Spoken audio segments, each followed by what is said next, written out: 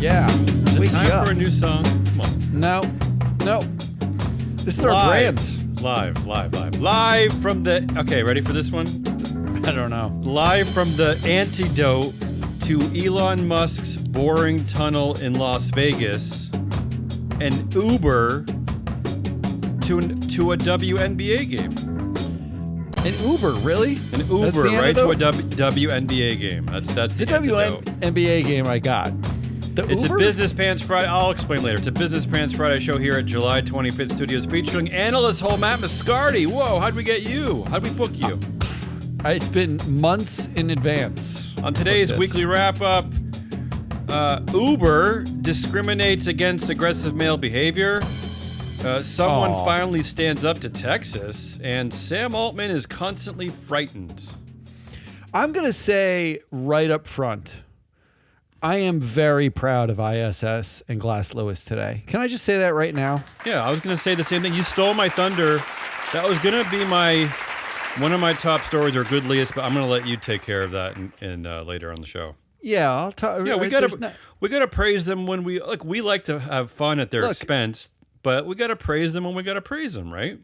When they do the thing, we're independent. I'm behind it. It. We're authentic reporting here. We're not, right? Are you a citizen journalist? Yes. Our show today is being sponsored by Free Float Analytics and FreeFloatAnalytics.com, the only platform measuring board power, connections, and performance for free. Yep. Only, yeah. Yeah. Do you signed up for that platform, right? Like they're our sponsors, so it's like I use it regularly. Yeah, there's a funny picture right there right now. Elon Musk right there on the front page. It's actually, if you're not on the platform, the front page we don't talk about very much. There's a lot of data on directors, who runs companies, their influence, their performance, all this data. And we know that institutional investors are actually looking at this data because it's free and it's there, and why not? But on the front page is basically just a tremendous amount of news about these companies. It's like highly curated, very relevant news about these companies. And because they're a nice sponsor, they put our show right on the front page. When you click on it, I'm looking at one about Tim Cook, possible succession plans at Apple. When you click on it, it doesn't even go out to another source. It gives you all the text is right there. You got the whole article. It's really handy, really nice. It's really handy. It cites the source, so we're not just cheating here. No, there's no cheating. Right. Well, maybe there is. All right. All right. There's always cheating. All right, so let's do story of the week. Let's just do this thing.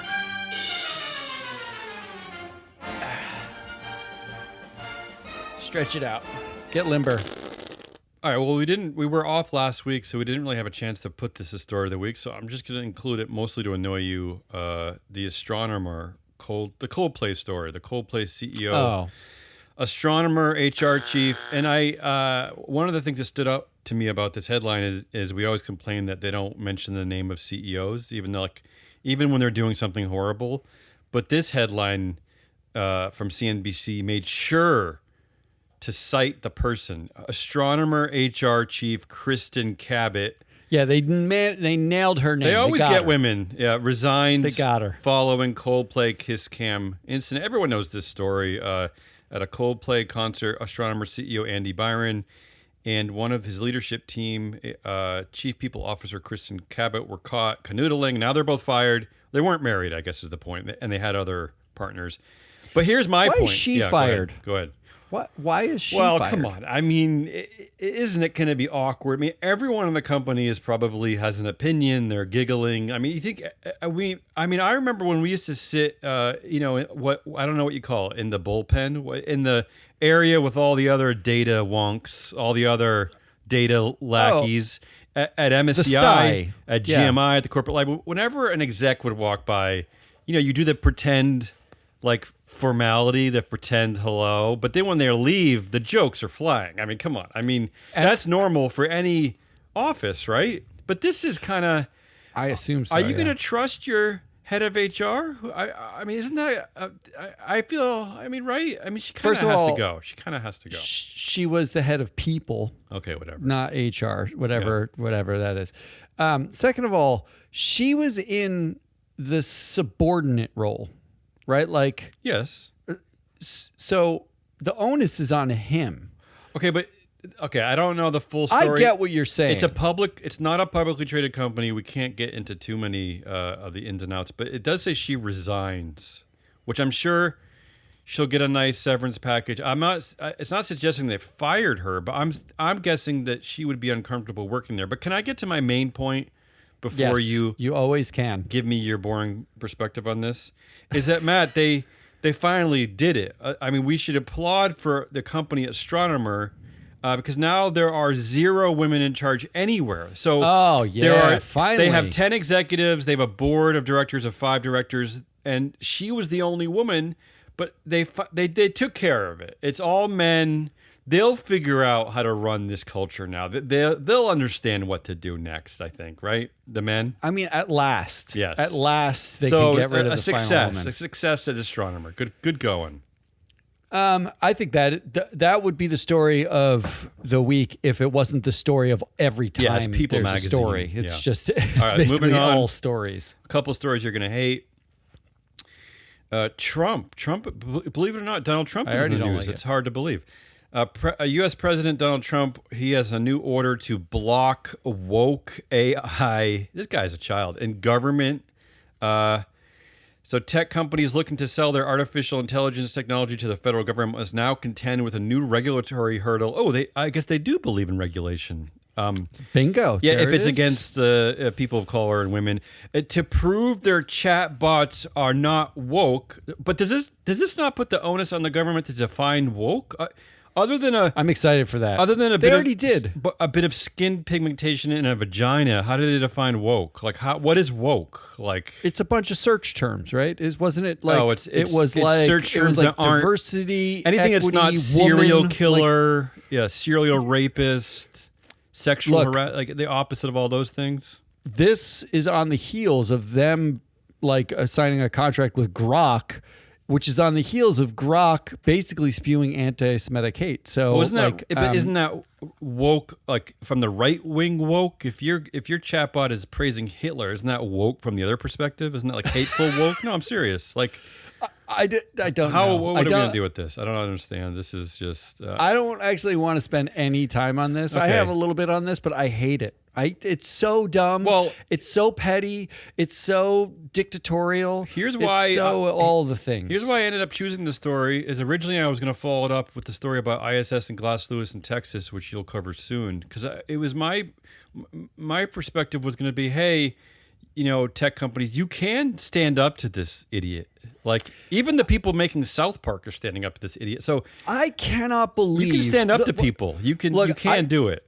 I didn't choose Columbia for one of my assholes of the week, but I really wanted to. Like, why are we bending the fucking knee? Well, why are you doing that? You think you're going to get something back, or did you cede control? Well, what are you doing? I didn't look at the details of that, but is that just a classic settlement to avoid like a long, expensive court it doesn't battle matter. Or something? There is no classic settlement anymore. Yeah. Now the settlement are extortion. Yeah. It's all extortion, right? It's just the government is extorting you to basically look like you bent the knee so that they can, it doesn't matter what you do, they're gonna claim victory, and then they're gonna go after you for something else. And the stories are talking about how like there's a bunch of schools left over, and in this case it's like the tech bros making AI bend the knee, make your anti-woke chatbots or else, right? Like, but all of this is extortion. Why are you doing it? These are trillion market cap companies. Who cares if you don't have a contract with the U.S. federal government? Who cares? The companies we're dealing with have more money than the U.S. government. Yeah. Right? Like, what the fuck are you doing? You're all richer than the president. Like, what are you worried about? In 8 months, there's going to be an election, and it's going to change the dynamic in the House and the Senate anyway, right? Like, it's going to change it one way or the other. It's either going to be worse, way worse, or it's going to be better. Speaking right? of like worse, I fucking hate it. I feel like I have this every week now. we have a category called Jamie Dimon Says, because people always love quoting Jamie Dimon. I don't know why. He's a good sayer. He's the clown prince of billionaires. He has all the pithy quotes. But now I think I'm gonna have a new category called OpenAI CEO Sam Altman is frightened. Something like that. Sam Altman is scared of something. Sam Altman cowers. Yeah, like he's always afraid of something. Here's the latest. OpenAI CEO Sam Altman warns of. He's always warning and frightened. AI voice fraud crisis in banking. He warned the financial industry of a significant impending fraud crisis because of the ability of artificial intelligence tools to impersonate a person's voice to bypass security checks and move money. He says. This is.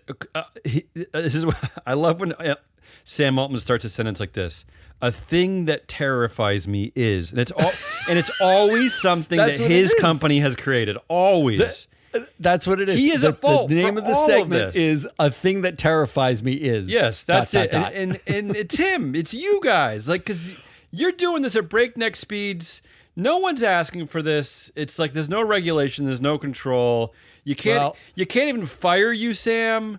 You can't. Investors have no say because of dual class share. Like there's no way in. There's no way in. The government just said if you regulate AI in your state, they might withhold your funding. Right. The states can't regulate. Free. It can't be woke, which means that which ostensibly means AI can't like give a shit about humanity, because that's what woke means. We learned this week from the Superman movie controversy is it means acts of kindness. That's one of the things they hated about the new Superman movie, is that Superman stood for acts of kindness. That was that's really one of the things. It's really a special situation when it's bad. All right, let me end with the good news. Yeah. Do a good story because I don't like any. First of all, that's going to be one of my assholes of the week anyway. Yeah. So like, I don't like anything that you're saying. I don't know what took them so long on this one, but this is like the perfect corporate news story to embody our times. Although, why did it take to 2025?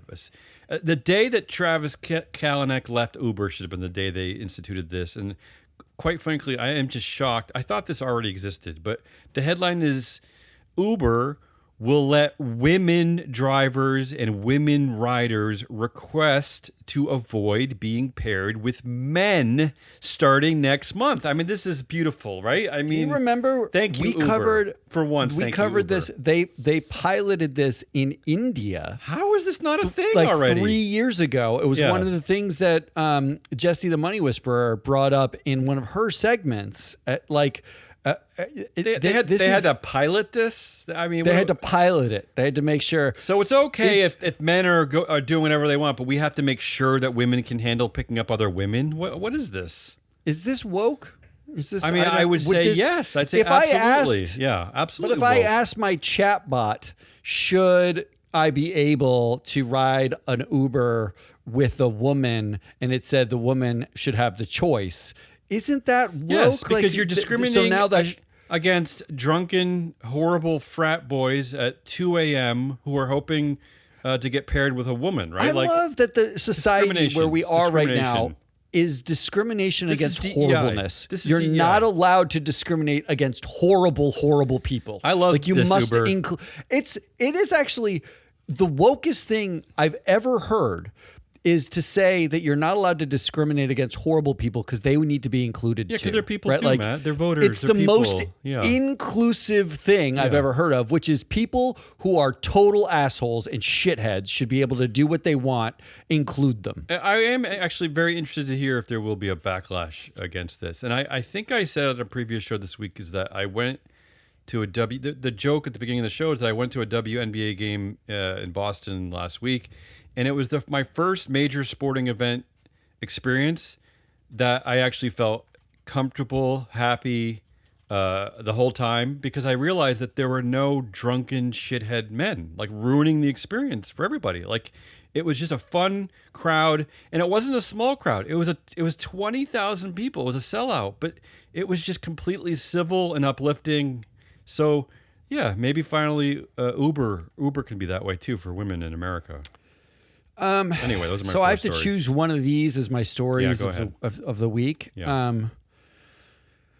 These are good. I like these. Come on.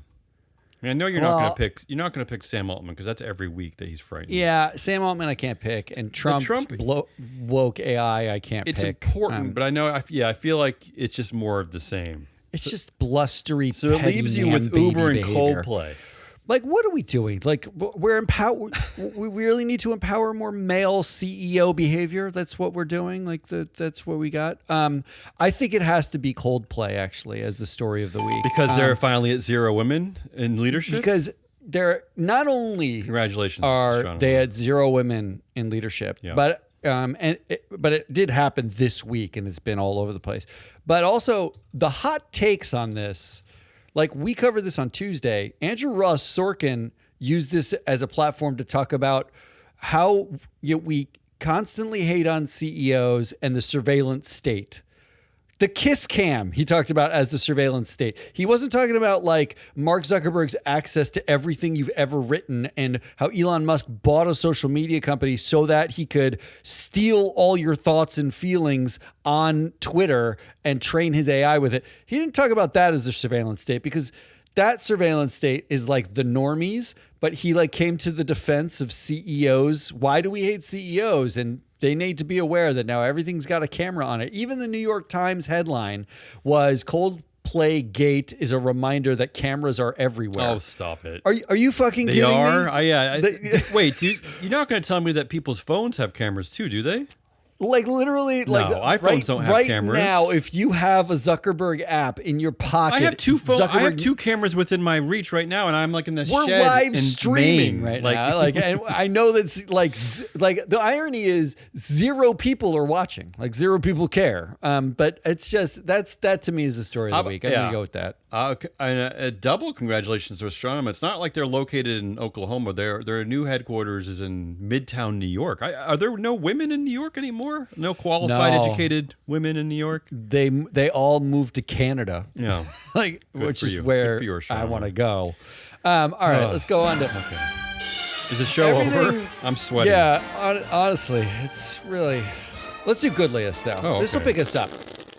Why don't you start? I actually think we have 2 genuinely old-fashioned good stories. Although you're gonna crap on mine because it's an advisory opinion. But the top UN court says countries must act on climate change. So the International Court of Justice, which is the United Nations top court, issued an advisory opinion that found all nations must tackle climate change, and that those that do not act could be obliged to pay reparations for the harm caused to the environment.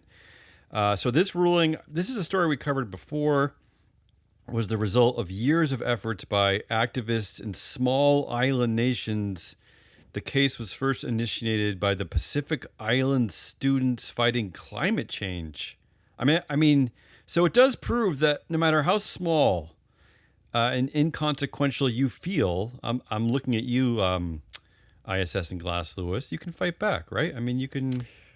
I have no idea what the UN's like mechanism to fight back is. Like, still, is this just like an advisory thing? It is, but so is a vote on say on pay, and sometimes they actually listen to those votes. So there you go. Yeah, not so much anymore. Yeah, but still, it's a step in the right direction. I mean, everybody asked Jay Hogue. Probably the only country that would disagree with this would be Russia and the U.S. at this point. Like, I think most countries are starting to warm to this thought. But go ahead. What's your goodliest? My goodliest is, and the headline of this one changed this morning. Glass Lewis sues Texas over new ESG and DEI limits on proxy advisors. ISS is joining with I think their own lawsuit as well, doing the exact same thing. Yeah, I'm trying to see if it's the same. It's probably not the same lawsuit, right? So look, Glass Lewis, ISS, I mean this genuinely. Thank you for not fucking bending the knee. Yeah, right? and this is simple. This is just based on their First Amendment rights. All they had to do was go to the Bill of Rights and look at the first one, and they were like, "Oh, okay, like that's easy, right?" So here, they didn't have to read past number legal 1, math. the first bullet point. Here's the background.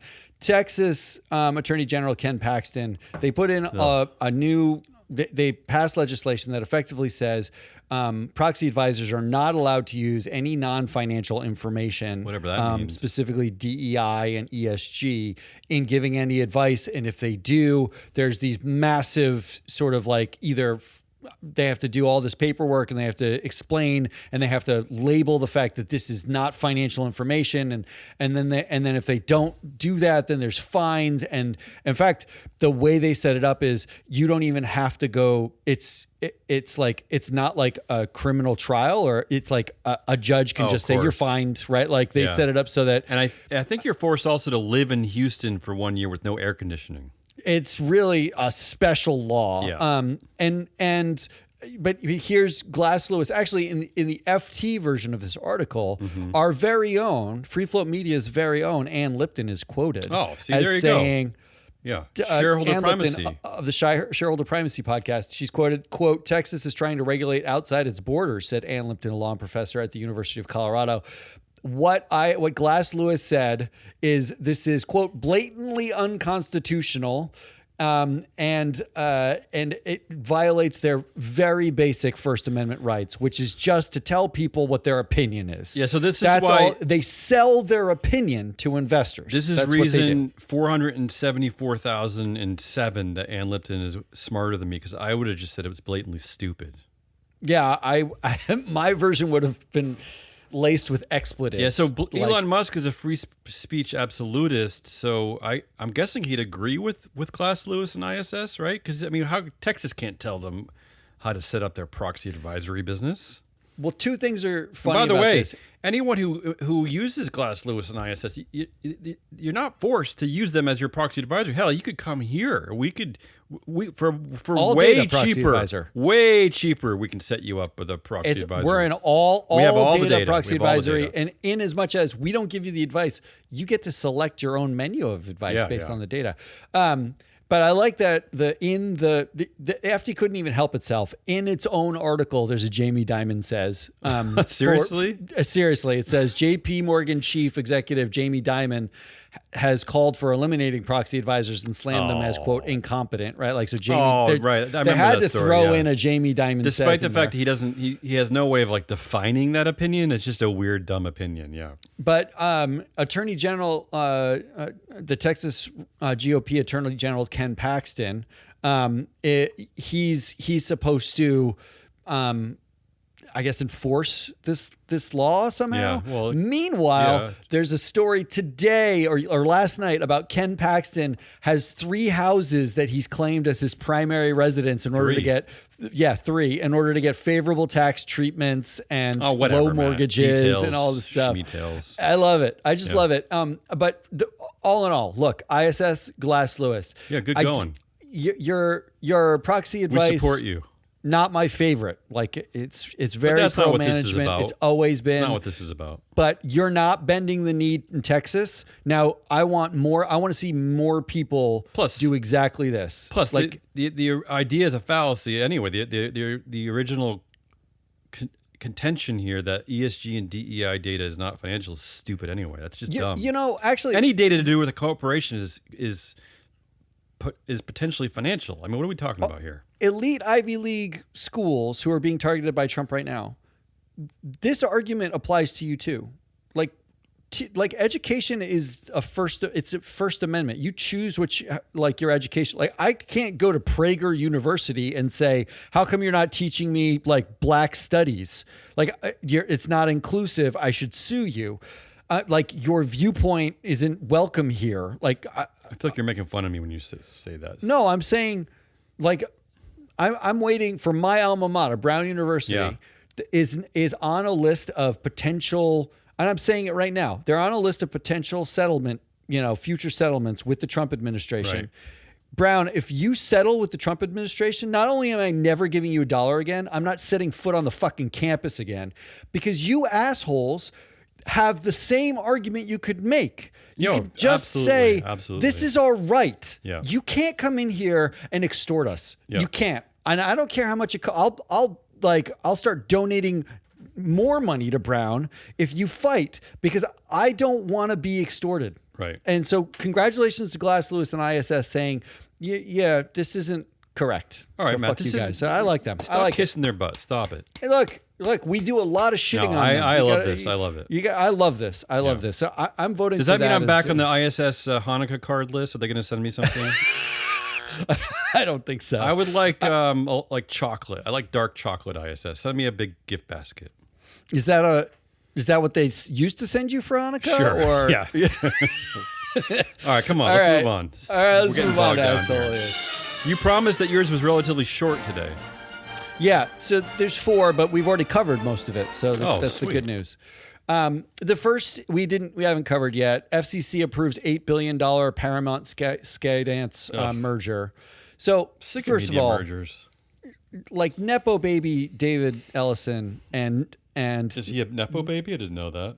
yeah, Larry Ellison's son. Oh, that's Yeah. Larry Ellison's son. Got it. Yeah. Yeah, in order to create Skydance, the Yeah. company that bought Paramount. But Paramount like- is a Nepo baby company. It's Correct. yeah. Also a Nepo baby company. What's her name? Yeah. Sumner Redstone's daughter. Sherry Redstone. Sherry Redstone. Paramount. This is after Paramount agreed to pay $16 million to settle Trump CBS lawsuit. That lawsuit, by the way, was like a fucking joke. Yeah. It was. They didn't like the way they edited a Kamala Harris interview on 60 Minutes. Right. And they sued them for $20 Did they sue billion. them? Did they sue them after the election or before the election? They sued them after So the they election. won the election. Clearly, it had no effect over the. Was the suit after? That's a really good question. Yeah, but I mean, not that I think. I mean, the lawsuit's clearly bogus anyway. But anyway. The other thing that we should know about them is that apparently outside of that settlement, there's a nudge, nudge, wink, wink settlement. Fire Colbert with Ellison, and they did fire Colbert. Is that part of it? You think?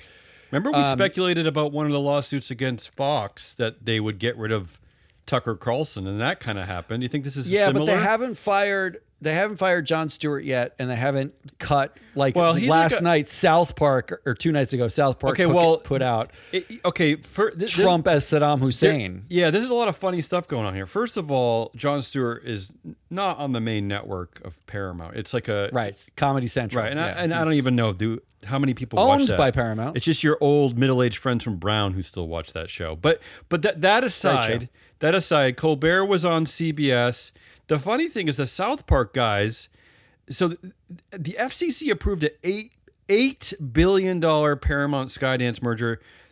A few days ago, the South Park guys signed a $1.25 billion content deal with. Yeah. I mean, Jesus Christ! Yeah, I mean, that's a lot. But the timing of all this is crazy because their first episode this season is really going after Trump. Deeply. It's Trump in bed with Satan, and they're supposed to be like together. And their like apology was pretty funny because they were asked what their response to the White House, and they said, "We're incredibly sorry." I don't know. I like that. I like that too. It's just a weird story. The whole thing is strange. I mean, maybe look, we'll learn more about this, but not that I. But this is go ahead. This is the asshole sign of the times, right? Yeah. Like extortion, pay up, like. And didn't they also get rid of their DEI program too? Like a few weeks ago? Yes, that was another one of their things. Yeah, right. yeah. But where the hell are the boards? Oh, please. Where the hell are the directors saying this isn't? None of these. We should not pay any extortion. Period. This is your problem. Yeah. When you have boards that are stock full of people with the exact same mindset, they're all they're largely come from the same kinds of businesses, the same kind of thinking. They think settle because it's cheaper. They think that mindset is being leveraged to basically bleed you dry and or bend you over and spank you until the Trump administration gets bored with you. You are whipping boys. That's it. Here's what I think about the current state of boards. It's either two things. None of them are very good. The first is that the boards are just there to protect the CEO. That's the only reason why they're there. So the groupthink that you're referring to is the thinking that the CEO does, so he just finds like-minded people to protect him. The second thing is that they're just completely ineffectual. They do nothing. Maybe they're not part of groupthink. Maybe they don't actually part of the network of the CEO, but they just don't do anything. Like they're just so, which is the alarming part to me. That how are they getting reelected to this astronomically high rate of 96% support? Like, don't you at least want your board to push back a little occasionally? Yeah. That's their job. Is it literally their job? They get paid well for it job, too. Yeah. And they get paid on a pro rata basis the same as most executives at the companies. And it improves their overall career profile. They're probably getting other jobs based on these things. So the whole thing is a major win for them. Like, if you are on a board, if you're an investor in one of these boards, you should be engaging every single one of them saying, what the fuck are you doing paying extortion money? What are you doing? Like, first of all, tomorrow's shareholder value isn't the one I'm interested in. Yeah. I need the one 5, 7, 10 years from now. Yeah. You have a job on this board on average for 7 years. That can change if you guys don't actually start making plans now for long-term strategic value. And that's not paying. There's no coming back once you paid the extortion. And it's not just Trump keeps coming back at you. It's when everybody watches your shows or listens to what you say or do, or they're out. Like, am I ever going to watch I'm going to follow Colbert. I'm never going to watch a CBS show again. Like, I don't need to. There's so much fucking content. I mean, to be fair, CBS has kind of been horrible for the last 3 decades anyway. So I don't think you're missing out on much. So the board has failed on every one of its duties. Misogynist humor and just cop shows. And all right, come on, move on. All right, number 2, Sam Altman. And as you said, you should be worried about the thing I built, man, baby, tech bro. A thing that terrifies me. Cries. A thing that terrifies me. Yeah, because earlier this week, what did we report on? What was terrifying him earlier this week? You can use ChatGPT to create bioweapons. Yes. Oh, I forgot about that one. Bioweapons. Bioweapons. Yeah. Not even how to create a shiv out of a soap bar. Bioweapons. He's worried that the thing he built gives instructions to create bioweapons. Yeah, that's a thing to be terrified about. I agree with you, Sam. Here's a short list of things he's worried about this week. Do you think what do you think he's most terrified? Do you think on route to his vacation at one of his Hawaii homes in his jet? Do you think he's most terrified? Because he has time to think. Then and he's that's when he's terrified. Shit. Yeah. Oh God. It's on the jet. Yeah. Because it's quiet. What am I doing? What have I done? Yeah.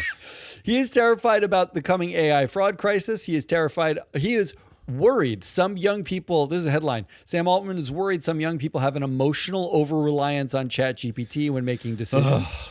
Worried about that? Yeah, we've talked about for years how just the effect of GPS apps have basically destroyed our brain's ability to self-navigate, to understand where we are, how to get around. So absolutely, this is a thing to be worried about, that if you're now going to an app to help you make decisions, that's you're basically slowly replacing your brain with technology, right? With apps, right? Isn't that what you're doing? I think we've pretty much done that. Yeah, I think we're done with that. But this is the slippery slope has already started. Now we're just down. It's a down slide. It's a Well, Altman, oily, slicky slide. Let's be clear about who the downslide is, because Altman's the one who's built this thing and afraid of all the things. Yeah. He's been worried about bioweapons now. He's been worried about China and losing the AI race to China. And now he has to be worried about the anti-woke order by Trump because he has to retrain parts of the model to not be so woke. And finally, I love this headline. When running AI giant OpenAI becomes too overwhelming, Sam Altman turns to pen and paper. So stupid. I love that all these worries. I'm so worried. You know what I need to do? I need to write some stuff down Sam, on a piece of paper. How about this? Think about the rest of humanity who doesn't run OpenAI and doesn't have your background. How do you care about how overwhelmed we are by you creating this company? How about that? What do we do for that? Board. Should we get our pen and paper out to help with that?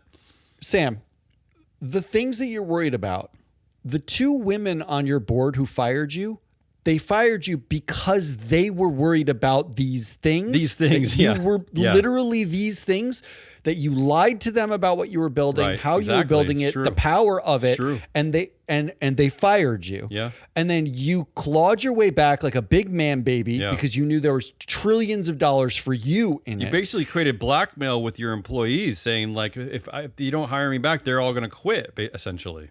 You chose your own board members from the broiest bros you could. Like, Brett Taylor, yeah. Larry Summers, like these are like nobody needs these people. Like these people have been thank on God, tech boards forever, and they just some power assholes. That's what they do. Thank God on my daughter's next Uber ride, Larry Summers is not going to be able to pick her up. He's not going to be driving. No. And now you are like propagating the same problems that your board members said that you shouldn't be running this because of those problems. You're out there saying like, oh, I'm so worried about these things. If you were worried, you'd fucking shut it down. Yeah. That's it. Thank you. I love it. Well, if you're worried that you're done, there are reports that AI is burning through a crap load of cash anyway that could benefit so many other segments of our society. So maybe shutting it down would actually be good. I mean, right? Yeah, I mean, for other reasons. Shut it down for lots of reasons. Let alone the energy consumption just to run your stupid company. All right, keep moving on. Sammy, you're one of my assholes of the week. Keep going. Number 3, Satya Nadella. Oh, wait a minute. This was my Who Won the Week. So we basically, if you scroll down, I took the same story with almost the same highlights. So I'm going to let you run this because go for it. Well, I won't run it. I'm glad you picked this. Go. I mean, this is a simple asshole. This is an old school asshole, right? Yeah. Because Satya Nadella announced job cuts. They cut 15,000 people. Not 10 people. Right? 15,000 people. 15,000 people. We know some of them, right? That's bigger. 15,000 layoffs. That's bigger than the town that I lived in when I went to high school. That's more of a population. He says that the job cuts have been weighing heavily on him, right? He wrote a memo. Well, weighing heavily on his 79. I think it's like he had the $79 million pay package he made this year and his 400-to-1 CEO pay ratio. Yeah, but that was it weighing heavily on that stack of paper? Like, what does that mean, weighing heavily? 79. First of all, 79 million. I mean, the average Microsoft employee makes like $300,000 or so, right? That would have only saved 250 employees, right? Like those who still work there, yeah. I'm just saying that, like, of the 15,000 he fired, like he would have only saved a couple hundred with that $79 million pay package, right? I'm talking about a bigger. I'm not talking about the exact dollars here. Come on, you're talking about something else. Yeah, go ahead. Where's the Microsoft board right now? What the fuck are you doing? Right, like, because here is what Satya Nadella wrote in a memo to his own employees. That's public, right? He wrote, quote, "Before anything else, I want to speak to you about what's been weighing heavily on me and what I know many of you are thinking about, the recent job eliminations. These decisions are among the most difficult we have to make. They affect people we've worked alongside, learned from, and shared countless moments with, our colleagues, teammates, and friends. I want to express my sincere gratitude to those who have left." They didn't leave. What do you mean left? They didn't they weren't like, all right, guys, you know what? It's time for me to just go to the beach and I'm not coming back. I'll see you guys later. They were fired. You fired them. And then he goes on to say, I also want to acknowledge the uncertainty and seeming incongruence of the times we're in. By every objective measure, Microsoft is thriving. Yeah, this is the part that got me. Yeah. Our market performance, strategic positioning, and growth all point up and to the right. Horrible. And yet, at the same time, we've undergone layoffs. Horrible. This is the enigma of success. That is the douchiest quote so far this year. The enigma of success. Without a doubt. This whole thing. This is why I have long advocated to have at least one member of the board, either a representative from the employees, someone from human resources, someone who represents labor. I'm not saying they could have stopped this, but a company has thrived this much. The part you left out, Matt, or no, maybe you did say this, is that he has. What did he say? He said talk about the people he fired. That their contributions have shaped who we are as a company. So, Matt, these 15,000 people helped build Microsoft into a great success. These are like middle-aged people with mortgages, with children who go to school. It is so ethically unbound to do this to your employees. I mean, there is just absolutely no reason. I mean, how about you spend a year trying to, like, maybe there's another position in the company you could offer them first. Why don't, before you just fire them immediately, maybe you can ship them over. If not, how about you pay them until they retire? How about that? Growth is up and to the right, and our strategic positioning has never What been better. are you doing? Then why fire them? And what's the point of having? What's the point of having a successful corporation with a market cap over $1 trillion, where you cannot reward the employees who helped build it into the? I mean, at a minimum, you pay them until the retirement date in the United States. At a minimum, but really, you could have at least offered them a parallel position in the company, because clearly, Satya, you're growing in different directions. So who's to say that this extremely valuable partner can't help in a new AI division? Why aren't we looking into this? It's ludicrous. Ludicrous. Look, who knows what they're? I don't know what they're looking into or what they're not. But what I do know, is that what they're not looking into. When you have to write in the letter that this is incongruous, that we are firing people when we are thriving and our stock has never been better, and that this is the enigma of success. Can there be a more asshole phrase? Success is not an enigma. Imagine, it's counted in dollars, Satya, just like your $80 million pay package. Imagine this. Yeah. You're sitting at your desk and your boss comes to you and they're like, I'm sorry, we have to let you go. This is your last 2 weeks. Thank you for your contribution here. And you're like, what happened? And they say, I don't know. It's the enigma of success. It's just the way it is. We're doing so well here that we just had to let you go. How many people want to punch him in his fucking face right now? Yeah. And you have a committee on the board, the Environmental, Social, and Public Policy Committee, and you have the governance and nominating committees, whose jobs it are to look at people and public policy. These committees, on which Reid Hoffman sits on the public policy one, Penny Pritzker sits on it. I was going to say, I'm glad you mentioned that. Penny Pritzker, Nepo baby Penny Pritzker, comes from the billionaire fortune of the Pritzker family, right?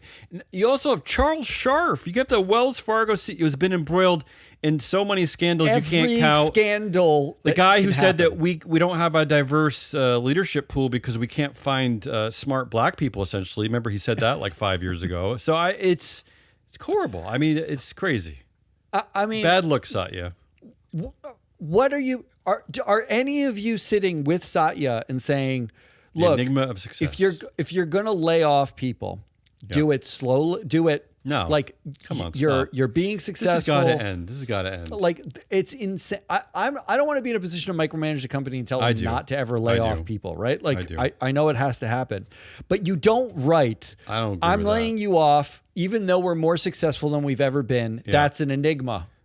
You're the fucking enigma, I'm asshole. sorry, but at a minimum, I don't know how to do the math on this, but at a minimum, you can offer them a living wage in the Seattle area until the U.S. retirement date.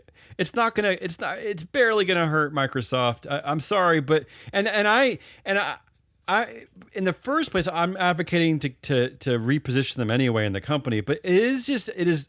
I'm disturbed by this. I'm disturbed by the trend in corporate America to target these like middle managers' salaries, people in their middle ages with established mortgages, established tuition costs for their schools, who are running their families based on their commitment to these corporations, especially in areas like Seattle that we know the cost of living is really high. And then with the background of a highly successful company, you let them go because of the enigma of success. I'm sorry, that's not okay. It's just, this is not a company with a diving share price, with diving revenue, diving sales. Like, this is not what we're talking about. We're talking about Microsoft. Just so we're clear. I don't like this. July 30th of 2024. Upset. Yeah. July 30th, 2024. Almost exactly 1 year ago from today. Yeah. This is the headline. Microsoft tells employees it will hand out one-time cash bonus awards up to 25% of their annual salary. They were giving them massive bonus, the entire rank and file. Yeah. It was rank and file. They gave out everyone to non-executive employees. Yeah. What changed the only thing that changed in the last year is that Zuckerberg, It's Musk. groupthink. Yes, it's group- industry they groupthink. cut Exactly. so much of their staff. There's so many and- layoffs in the industry and no one now. seems to care. Yes, exactly. But here's the thing, Satya. They didn't do the asshole thing and say it's an enigma. They just said we're going lean. That's what they said. Where's Bill Gates anyway? I mean, Bill Gates is he's always like supposedly is supporting every other cause across the world. What about just the cause He's of your being woke somewhere. of your middle-aged employees who have established careers based on their commitment to your corporation that you founded? I it's not like me to like usually support employees who make like $250,000 a year, but I do think there is an ethical obligation to not let people like this go without some kind of... The same way I believe there's an ethical obligation for universities in America to find employment for the students, to stay with all of your students for the first 10 years and make sure they're gainfully employed if you're going to cause them ask them to pay these high tuition charges. Yeah. You should be following them around in their careers and making sure that they're getting jobs. But anyway... I mean, this is going to be an easy asshole of the week for me, but go ahead. You have one more. One more. It's a quick one, and it's just distractions. Yeah. Because I saw this headline: Elon Musk's Tesla is now the most hated electric vehicle maker. This is like that seems like an easy headline. Yeah. But I love that that headline came out on the same day this headline came out. Elon Musk tells Tesla investors to focus on future filled with robots. Okay, sure. And which they haven't actually fully developed yet. Yeah. Of course. Well, we've been talking about robots and Optimus Prime for the last 10 years, right? It's just like, don't ignore the fact that literally everyone hates me. We're going to build robots. And that we haven't achieved what I want to achieve, but I think it'd be cool if we did achieve it. Yeah. And this was the week of Epstein, all the Epstein stuff from the Trump administration, and Trump's busy, having the DOJ on Obama, and making chatbots anti-woke. Good point. I wasn't going to bring this up, but in the woke world, right? Where does it land that you go with billionaire friends to some like creepy pedophile island, and where is that woke or not woke? Where do we land on that? I'm just going to undercut my prediction for the week because don't do that. The head of the education department in this country don't do that. Was the CEO of a sex trafficking wrestling company, right? Like in the week that Hulk Hogan died. Yeah, you're right. You Linda don't McMahon. have to wait for the Epstein files. Oh, this is exhausting, Matt. You're killing me. And then the rise of new meme stocks, Beyond Meat, Krispy Kreme, Open Door, all distractions. It's just distractions. Just like it's so overwhelming. Okay, can I vote now? Basically, you're distracting me from my vote. It's going to be Satya Nadella. Satya Nadella, the enigma of success. Of success. That's going to go up with the Howard Schultz. What was it? The Holocaust blankets. The Holocaust blankets. I mean, I'm not going to forget this one, Satya. The enigma of success. What a horrible douchey thing. I mean, just it's really horrible. Good. I mean, what a stupid thing to say. All right, let's do headlines, winners, predictions. We were like running parallel with each other all week. Like we were like driving down the highway with like tinted windows, like side by side. We didn't see each other, but my headlines of the week is I think, well, did you mention this or maybe No, I didn't mention this. Here's the headline. Elon Musk wants more control of Tesla, so activist investors cannot boot him, but not so much that the board can't fire him if he goes crazy. Oh, if. Yeah. How about the board just fires him now for just that sentiment in general? Like, period. There's so many times they could have fired him. What are you even talking about, really, honestly? I don't understand bending the knee. You have a bit, look, the government has, the Congress has basic jobs. They are check and balance. The boards has a basic job. They are check and balance. It's the democratic system.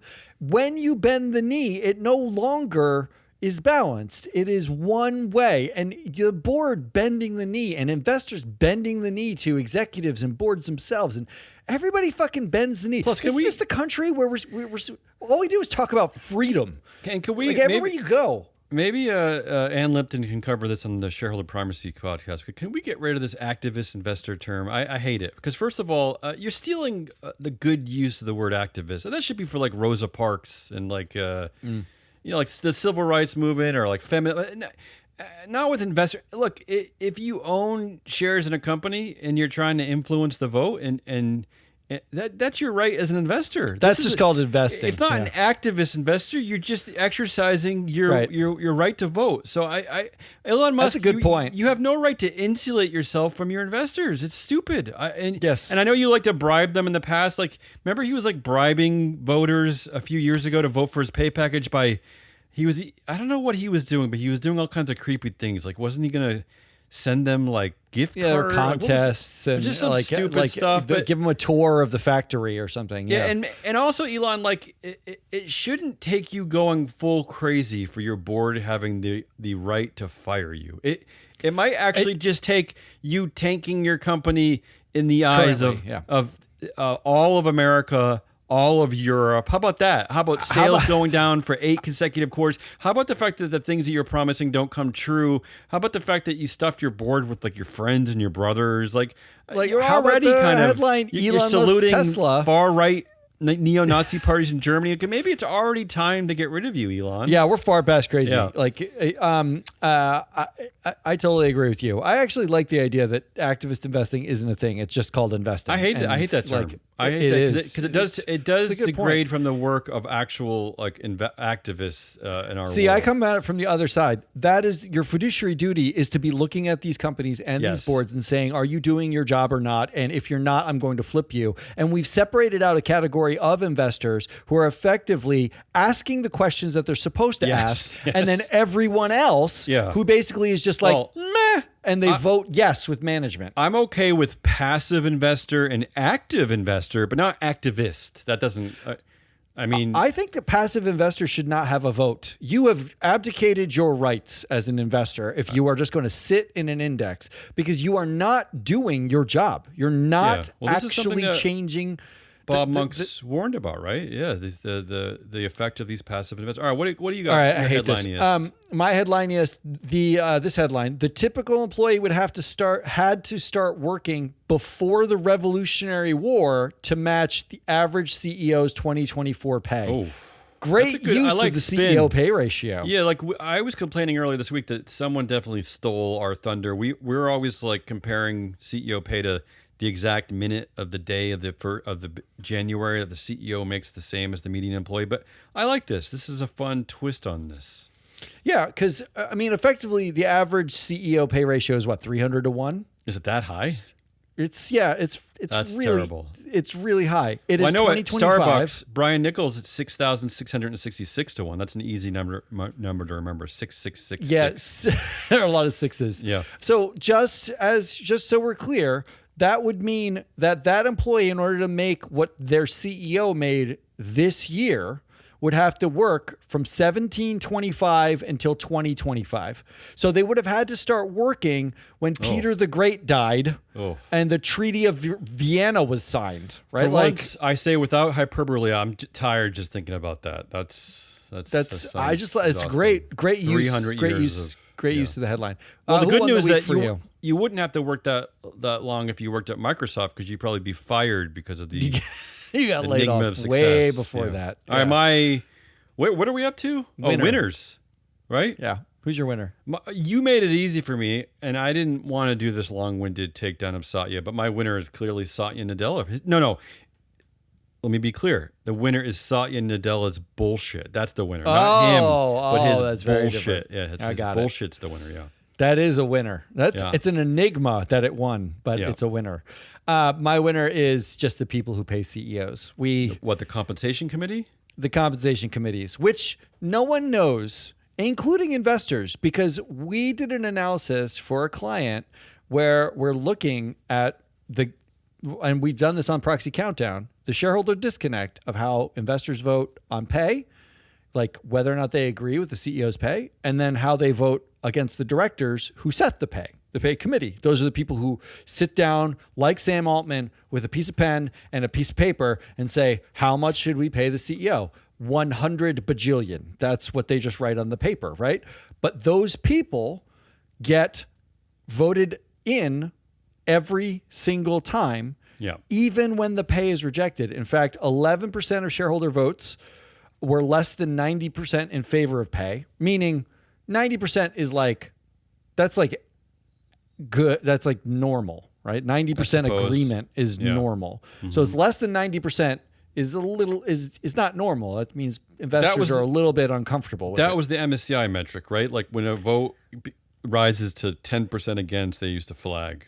So 1 in 10 votes go basically our investors aren't super thrilled with this pay. Yeah. But greater than 90% in favor of directors. So 1 in 10 votes will be disgruntled about pay, but love the directors who said it. I'm going to order you over the weekend to go back and edit that copy and make that more clear. I don't know what the hell you're talking about. So what you're saying in a nutshell is that they're voting against the pay plan, but they're not voting against the directors who write the pay plan. Is that what you're saying in a nutshell? Yeah. Here's a way. Don't keep going. Here's the way I'm going to say it. Yeah. Okay. There were 1,400 advisory votes on compensation. Yeah. In the United States. 15 compensation votes failed. That's it. 15 failed. Yeah. But at those failures, roughly? Yeah. At those failures, the compensation committee members averaged 84% in favor. Right. So nobody cared. So literally, I think no one knows. I understood that. Right? All right. I think no one knows. So all right. So your winners are the compensation committees. My winner is compensation committees. Right. Proxy season's over. You all have your jobs, and no one likes what you do. Predictions? Mine's easy. Back to Satya Nadella. Are you ready for this one? I don't know. This probably will happen. Satya Nadella divorces his wife, right? And tells her he is deeply grateful, but this is the enigma of love. Right? I mean, what are you gonna do? What are you gonna do? What are you gonna do? I've loved you all my life, but what are you gonna do? It's the enigma of love that I have to let you go. What's your prediction? I already front run mine. I think someone in the MAGA movement realizes that they don't need the Epstein files to look for Trump connections to sex trafficking rings. They just need to ask his current head of the education department, Linda McMahon, because I just got mired in stories today about Brock Lesnar and horrible behavior at a publicly traded company when no investor cared and no one did anything about it. Blue state. I mean, it was headquartered in Connecticut, not even like Oklahoma or something, or Nevada. That's it. That's all we got. That's a lot. That is Business Pants Friday wrap up. Next week we'll be back. Tuesday show or Friday show. The shareholder primacy is off for a couple of weeks, but we'll be back in the middle of August. So lazy. Someone's got to take a vacation here. No. Also, we're working on some new content stuff. Like, I don't think we're ready to talk about any of it yet because we haven't really settled. But maybe you want your content in a new and special way if you do reach out to us, because we are trying new things and we want to do it interesting and make it fun and funny but informative. So let us know. Until next week, good